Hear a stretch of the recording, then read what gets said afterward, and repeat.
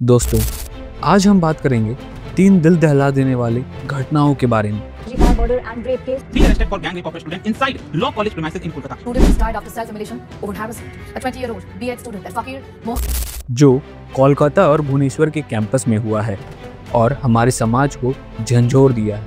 ये केस सिर्फ क्राइम नहीं है, बल्कि हमारी सिस्टम का फेलियर और सुरक्षा के ढांचे में बड़ी छेद दिखाता है। सबसे पहले बात करते हैं RG Kar medical college rape murder case की, जो अगस्त 2024 में हुआ। एक 31 साल की ट्रेनी डॉक्टर के साथ सेमिनार हॉल में रेप और हत्या हुई। सीबीआई के मुताबिक संजय राव नाम का एक सिविल वॉलंटियर इसका मुख्य दोषी है, जिसे जनवरी 2025 में उम्र कैद की सजा सुनाई गई। accused Sanjay Roy has now been held as guilty. The CBI court is pronouncing the verdict. लेकिन सवाल ये है कि हॉस्पिटल जैसे सेंसिटिव जगहों पर एक वॉलंटियर के पास इतनी फ्रीडम कैसे थी? एक्स प्रिंसिपल संदीप घोष भी करप्शन के आरोप में सीबीआई के रेडार पर है। ये केस हॉस्पिटल एडमिनिस्ट्रेशन और सिक्योरिटी प्रोटोकॉल के फेलियर को साफ साफ दिखाता है। क्यों नहीं था वहाँ स्ट्रिक्ट सीसीटीवी सर्विलेंस या फीमेल सिक्योरिटी गार्ड? दूसरा केस है साउथ कोलकाता के एक लॉ कॉलेज का, जहां जून 2025 में एक 24 साल की स्टूडेंट के साथ गैंग हुआ। इसमें मोनजीत मिश्रा, एक एक्स स्टूडेंट लीडर, और 2 जूनियर स्टूडेंट्स प्रोमीत मुखर्जी और जिबा अहमद के साथ एक ex security guard Pinaki Banerjee दोषी पाए गए। मोनजीत मिश्रा, जो कि RG Kar medical college rape murder case के लिए सोशल मीडिया पर रेपिस्ट के लिए डेथ पेनल्टी मांग चुका था और खुद इस घटना का मास्टरमाइंड निकला। पुलिस के अनुसार इन चारों ने कैंपस के एक सुनसान एरिया में ये घटिया काम किया। लेकिन सवाल ये है कि कैंपस में इतनी बड़ी क्राइम के लिए कोई सर्विलेंस क्यों नहीं थी? कॉलेज एडमिनिस्ट्रेशन ने क्यों नहीं इंश्योर किया कि फीमेल स्टूडेंट्स के लिए सेफ स्पेस हो? ये case RG Kar medical college rape murder case से जुड़ा हुआ लगता है, क्योंकि दोनों जगह इंस्टीट्यूशन नेग्लिजेंस साफ दिखता है। रूल्स तो हैं sexual harassment of women at work place act 2013 और कैंपस सेफ्टी गाइडलाइंस, लेकिन इम्प्लीमेंटेशन कहाँ है?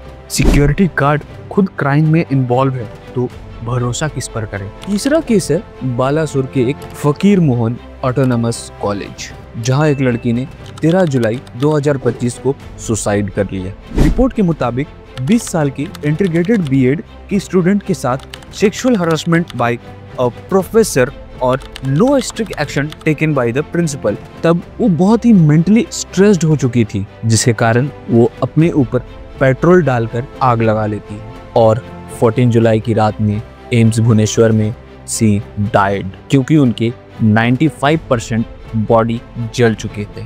कॉलेज एडमिनिस्ट्रेशन ने इनकी कंप्लेन को सीरियसली नहीं लिया और मेंटल सपोर्ट तो दूर की बात, एक काउंसलर तक नहीं था। ये एक सुसाइड नहीं है, ये एक ऑर्गेनाइज्ड मर्डर बाय सिस्टम है, क्योंकि इसमें डायरेक्टली कॉलेज के प्रिंसिपल और मैनेजमेंट का फेलियर है, जो स्टूडेंट के वेलफेयर प्रायोरिटी नहीं देते हैं। यूजीसी गाइडलाइन कहती है कि हर कॉलेज में एक मेंटल हेल्थ सेल होना चाहिए, लेकिन कॉलेज इसका पालन करता है? ये तीनों cases, RG Kar medical college rape murder case, south Kolkata law college case और बालासुर केस, एक बड़ा सवाल उठाता है।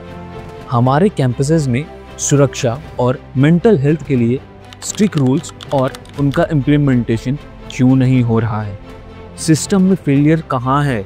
सबसे पहले हॉस्पिटल और कॉलेजेस में सेफ्टी प्रोटोकॉल्स सिर्फ कागजों पर है।